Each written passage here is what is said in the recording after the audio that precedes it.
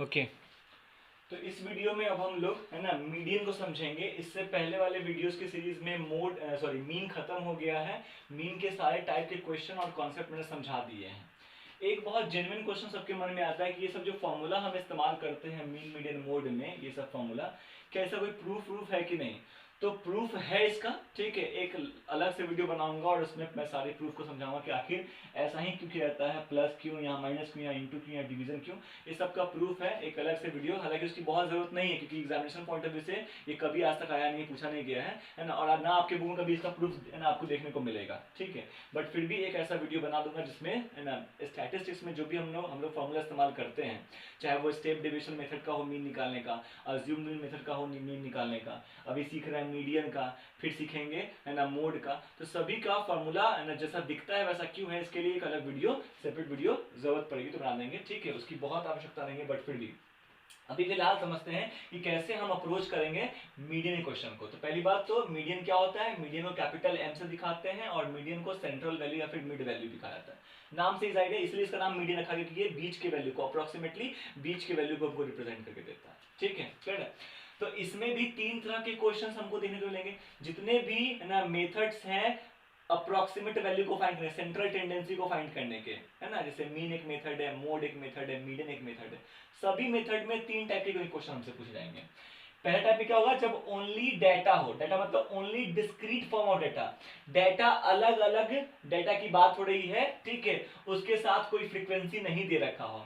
Data मतलब ungrouped है, data को ग्रुप ही नहीं किया गया, डेटा अनग्रुप्ड है, अलग अलग डेटा की बात हो रही है और उसके साथ कोई उसकी फ्रीक्वेंसी भी नहीं है, केवल डेटा है। तो हम कैसे निकालते हैं मीडियन, तो कैपिटल एम दिखाते हैं मीडियन का फॉर्मूला, और इज इक्वल टू फॉर्मूला होता है n+1/2 है ना टीएच टर्म, और m is equal to n/2 T H term plus n/2 plus 1 T H term और बाई में 2। यहाँ पे जो ये कैपिटल N हमने इस्तेमाल किया है, ये कैपिटल N दिखाता है टोटल नंबर ऑफ डाटा, जो भी आपको इन्फॉर्मेशन डाटा दिए गए हैं। तो काउंटिंग करोगे तो कुछ ना कुछ नंबर ऑफ इन्फॉर्मेशन, 10 इन्फॉर्मेशन होंगे, 12 इन्फॉर्मेशन होंगे, 11 इन्फॉर्मेशन होंगे, 9 इन्फॉर्मेशन होंगे, है ना, कुछ नंबर ऑफ इन्फॉर्मेशन होंगे।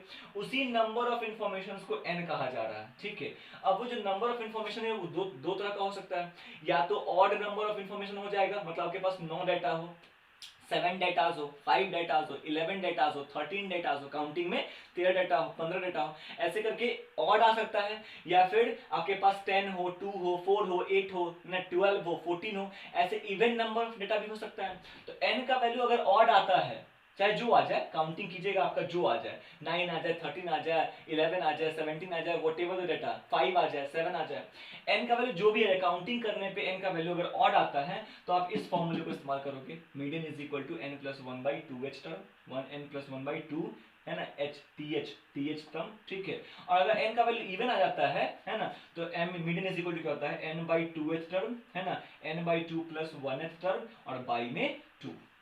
क्लियर हो रही बात ना, क्लियर है, क्लियर है। तो ये दो फॉर्मूला कहाँ कहाँ इस्तेमाल होगा, ये दो फॉर्मूला केवल जब डाटा हो, फ्रीक्वेंसी नहीं हो, वहां भी इस्तेमाल होगा, और जब डाटा हो और उसकी फ्रीक्वेंसी, यहां भी डेटा ग्रुप्ड नहीं है, यहां भी डेटा डिस्क्रीट फॉर्म में है, अनग्रुप्ड ही है, लेकिन अब इसकी फ्रीक्वेंसी भी शामिल है। तो ऐसे क्वेश्चन जिसमें डाटा अलग अलग साथ में उसकी फ्रीक्वेंसी हो, या ऐसा क्वेश्चन जिसमें सिर्फ डाटा हो, फ्रीक्वेंसी नहीं हो, इन दोनों ही टाइप के क्वेश्चन में अगर मीडियन निकालना है हमको दिए गए डाटा का, तो हम इन्हीं फॉर्मूला का इस्तेमाल करेंगे। समझ में आ रही बात ना, जिसमें यहां पे इस जगह पे n का वैल्यू होता है टोटल नंबर ऑफ डाटा। अगर क्वेश्चन ये होगा, इसमें भी फ्रीक्वेंसी होगी, है ना, तो ये दे दिया है फ्रीक्वेंसी, तो इस वाले फॉर्म में जो फ्रीक्वेंसी का सम आएगा उसको n कहते हैं। फ्रीक्वेंसीज होंगी ना, फ्रीक्वेंसीज को आप जोड़ लोगे, फ्रीक्वेंसी के सम को ही बोलते हैं इस वाले में, है ना, n कहते हैं। क्या होता है ये, सम ऑफ फ्रीक्वेंसी, है ना, सम ऑफ फ्रीक्वेंसीज होता है। इस वाले में n का मतलब सम ऑफ फ्रीक्वेंसी होता है। फिर जब फ्रीक्वेंसी को जोड़ोगे तो या तो वो ऑड आएगा या तो वो इवन आएगा। ऑड आएगा तो इस वाले पे काम करेंगे, इवन आएगा तो इस वाले पे काम करेंगे। n का वैल्यू तुमको मिल चुका होगा सम ऑफ फ्रीक्वेंसी करके। अब कैसे करेंगे वो आगे की बात है, जब क्वेश्चन आएंगे तब। अभी फिलहाल समझो फॉर्मूला कहाँ पे कैसा इस्तेमाल होने वाला है, किस टाइप के क्वेश्चन में कौन सा फॉर्मूला लगेगा, ये समझना बहुत जरूरी है, ठीक है। जब केवल डाटा हो, ग्रुप्ड नहीं हो और ना फ्रीक्वेंसी हो, है ना, तो भैया n देख लीजिए, ऑड है कि इवन, n का मतलब डाटा को काउंट कीजिए, कितने डाटा हैं आपके पास, कौन कौन है वो मतलब नहीं है, डाटा कितने हैं आपके पास वो काउंट कर लीजिए। अगर ऑड नंबर में डाटा है तो ये वाला फॉर्मूला, इवन में डाटा है तो ये वाला फॉर्मूला इस्तेमाल कर लीजिए। अगर डाटा है अनग्रुप्ड नहीं है, अनग्रुप्ड ही है बट डाटा के साथ उसकी फ्रीक्वेंसी अगर आ गई है ना, तो भी यही फॉर्मूला इस्तेमाल कर, तो भी हम यही फॉर्मूला इस्तेमाल करेंगे। लेकिन उस जगह पे जो n का वैल्यू होगा, n क्या आ जाएगा आपका, सम ऑफ फ्रीक्वेंसी। क्या आ जाएगा, जो फ्रीक्वेंसी दी गई होगी उसको आप जोड़ोगे, मीन में सम ऑफ फ्रीक्वेंसी को सिग्मा एफ आई, क्या लिखते थे, सिग्मा एफ आई लिखते थे मीन में। अब यहाँ पे है ना हमें नोटेशन चेंज कर दिया है, सिग्मा एफ आई नहीं लिखते हैं, क्या लिखते हैं, कैपिटल एन ही लिख रहे हैं, क्योंकि कैपिटल एन लिखेंगे तो ये फॉर्मूला हम इस्तेमाल करने के मतलब फॉर्मूला में बहुत बदलाव नहीं करना पड़ेगा। तो एन क्या होता है इस वाले में, इस तरह के क्वेश्चन में एन जो है सम ऑफ फ्रीक्वेंसी होता है। फिर ये भी ऑड आएगा तो ये वाला फॉर्मूला, अगर ये इवन आएगा तो ये वाला फॉर्मूला अप्लाई कर देंगे। और ये वाला जो फॉर्मूला आप देख पा रहे हो यहाँ पे, ये वाला जो फॉर्मूला है ये आपका जब डाटा ग्रुप्ड हो जाए, मतलब आपको क्लास इंटरवल, ग्रुप्ड डाटा को क्या बोलते हैं, क्लास इंटरवल्स बोलते हैं। तो क्लास इंटरवल हो उसकी फ्रीक्वेंसी तो आपको होगी ही। अगर ऐसा क्वेश्चन है तो आपके पास ये फॉर्मूला होना चाहिए, याद होना चाहिए, मीडियन इज इक्वल टू क्या होता है, lower limit plus n/2 minus capital F by small F और इनटू में h। कौन क्या है समझ लीजिए, यहाँ पे l का मतलब हो गया m for median, m for median, l का मतलब lower limit of the median class, है ना, जो भी मीडियन क्लास होगा। मीडियन क्लास का मतलब वह क्लास इंटरवल जिनके बीच में से ही आपका आंसर आने वाला है, आपका मीडियन निकलने वाला है, उसको बोलते हैं मीडियन क्लास। ये सब कैसे, ये सारे वैल्यूज कैसे पता करेंगे ये मैं जब क्वेश्चन बताऊंगा तो सिखाऊंगा, अब इसे समझ लीजिए। तो एल का मतलब lower limit of the median class. फिर इसमें भी n का मतलब, इसमें n का मतलब चूंकि फ्रीक्वेंसी आ गया तो n का मतलब सम ऑफ फ्रीक्वेंसी ही रहेगा। तो यहाँ भी फ्रीक्वेंसी था तो n का मतलब सम ऑफ फ्रीक्वेंसी, यहाँ भी n है ना चूंकि फ्रीक्वेंसी है तो यहाँ भी n का मतलब सम ऑफ फ्रीक्वेंसी ही होता है, n का मतलब सम ऑफ फ्रीक्वेंसी होता है। ये जो कैपिटल F होता है, ये कैपिटल F क्या होता है ना, कैपिटल F किसी CFI को, क्यूमुलेटिव, CF का मतलब क्यूमुलेटिव फ्रीक्वेंसी, है ना, फ्रीक्वेंसी का है ना मतलब संग्रहण, फ्रीक्वेंसी को एक इकट्ठा कर देना है, ठीक है। अलग अलग फ्रीक्वेंसी को अगर आप इकट्ठा कर देते हो तो फ्रीक्वेंसी को आपने क्यूमुलेट कर दिया, इसलिए इसको बोलते हैं क्यूमुलेटिव फ्रीक्वेंसी, ठीक है। कैसे निकालते हैं सीखेंगे जब क्वेश्चन बनाएंगे, तो अभी से समझिए।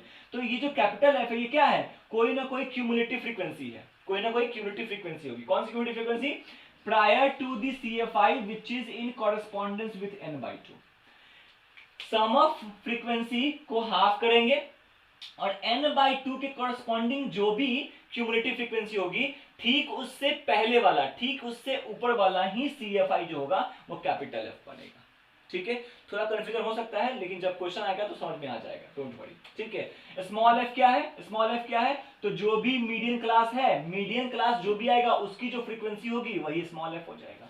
और h क्या हो जाएगा, उसी मीडियन क्लास है, जो भी मीडियन क्लास आपका आया है उसी मीडियन क्लास का जो साइज हो, क्लास साइज जो होगा, लोअर अपर माइनस लोअर जैसे निकालते हैं क्लास साइज, उसी को h कहते हैं। बुक्स में कभी कभी h की जगह पे i भी इस्तेमाल कर सकता है, i से भी हम क्लास साइज को ही दिखाते हैं। तो इतने तीन तरह के क्वेश्चन होने वाले हैं, ठीक है। अब तीनों टाइप पे एक एक क्वेश्चन देख लेते हैं कि कैसे कैसे है ना, ये तीन टाइप के क्वेश्चंस में ये फॉर्मूलाज कैसे कैसे एप्लीकेबल होते हैं और वो जो फॉर्मूला में टर्म्स हैं वो कैसे हम आइडेंटिफाई करते हैं, ओके।